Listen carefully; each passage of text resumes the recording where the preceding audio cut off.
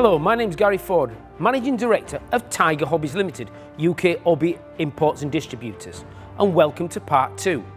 In part 2 of this video, we're going to discuss the advance to Antwerp in a little bit more detail.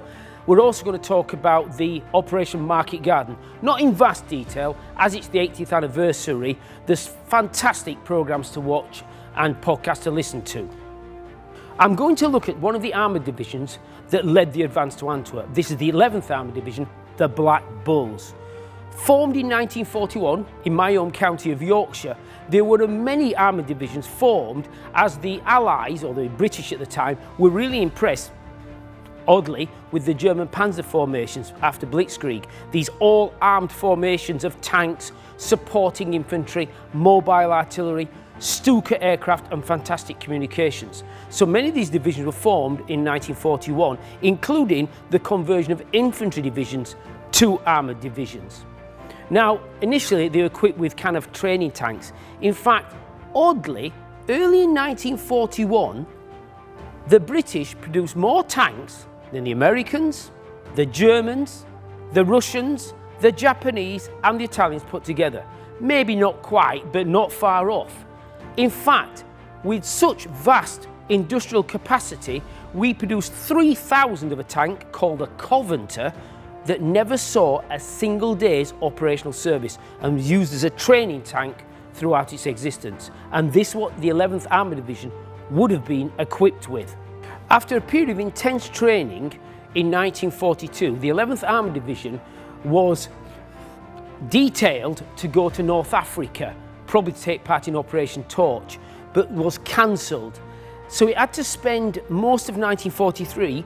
He did re-equip with more modern tanks such as the Sherman and later the Cromwell. And this is not unusual for many British armoured formations during this period. Formed in 1940-41, not seen a single day's operational service till they went to Northwest Europe in June of 1944, including the British 1st Airborne. Again, some of the personnel had seen service, but as a division, no operational service whatsoever. But finally, on June 13th, 1944, the 11th Armoured Division disembarked on Juno Beach in Normandy and was soon in action. They took part in quite a number of operations, including Operation Goodwood, which they got a bit of a mauling, lost about 126 tanks. They also took part in Operation Epsom, one of the big tank battles for the British Army. And finally, they took part in the battle for the Falaise Gap with the final defeat of the Germans in Normandy. And by the end of August 1944, the 11th Armoured Division were poised on the Seine. On the 31st of August, the 11th Armoured Division would start one of the great Allied armoured advances of the Second World War, advancing over 200 miles in just 5 days.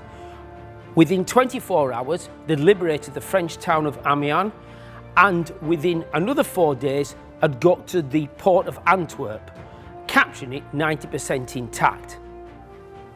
It's at this point that the Allies started to stumble a little.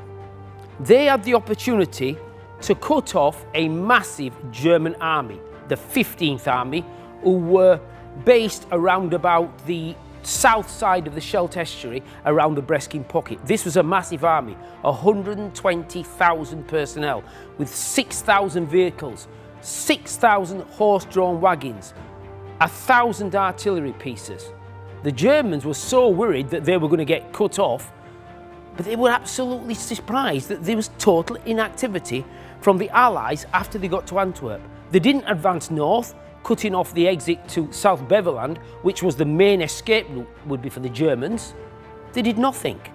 It's at this point that Montgomery would put into plan Operation Market Garden. I'm going to introduce a fantastic old film from 1946, kind of 47, called They Were Not Divided. I think this is possibly the only film that shows British armour as the star of the movie. There's always been films with British armour in, but this shows them front and centre, the star of the movie. Once again, we're going to look at a clip from the movie They Were Not Divided, this time in reference to the 11th Armoured Division's advance to Antwerp. And as we can see, there's the British tanks advancing at speed through the French-Belgian border, moving so quickly, this 200-mile advance in literally 4 days. Now, one of the tanks that took part in the advance was the A27 Cromwell tank, and we're going to have a look at some of these Cromwell tanks in model form from Tiger Hobbies. Early in the war, Britain had problems designing tanks. They couldn't quite get the armoured triangle right. That is, firepower, mobility and armour. We designed tanks that went like jackrabbits, that had thin armour and small guns. Or we designed tanks that were built like brick outhouses, had small guns that were very slow, known as infantry tanks.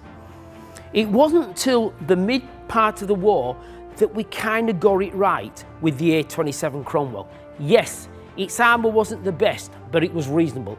Its gun wasn't the best, but it was reasonable. But what it had was an incredible engine called the Rolls-Royce Meteor. It was a 650 horsepower engine, when British tanks before that could hardly get 300 horsepower out of an engine.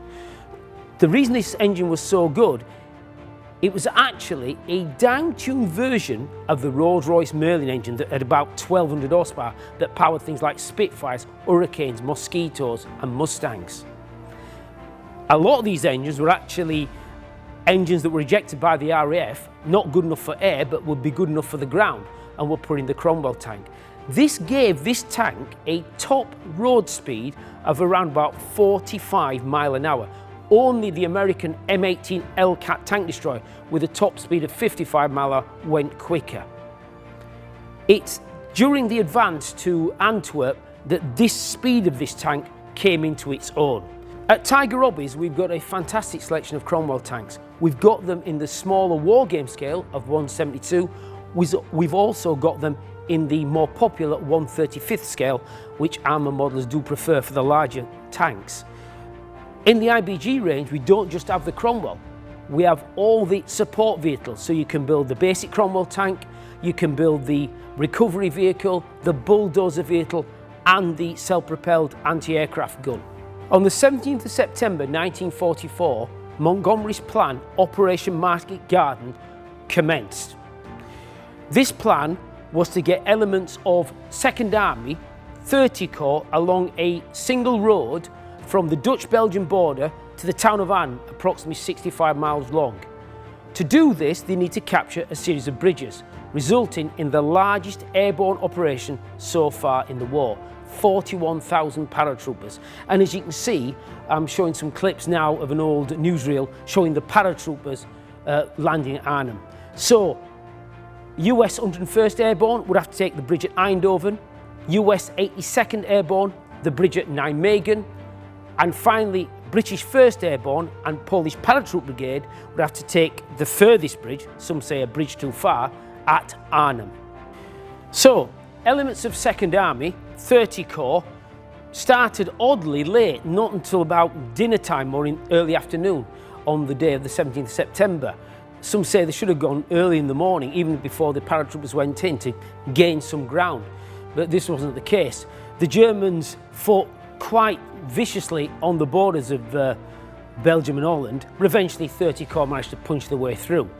They managed to get to Eindhoven, and then they managed to get up towards Nijmegen, after the paratroopers of the US 82nd Airborne fought brilliantly, fording that river with small assault boats under withering fire, but eventually getting to the side of the bridge, letting 30 Corps pass through almost to the final bridge at Arnhem.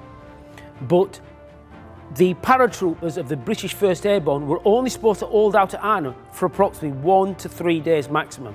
By the 25th of September, the British Airborne forces had been holding out in Arnhem for almost 8 to 9 days. They were running out of food, water and ammunition, and the Allies by then had got no choice but to pull these paratroopers out.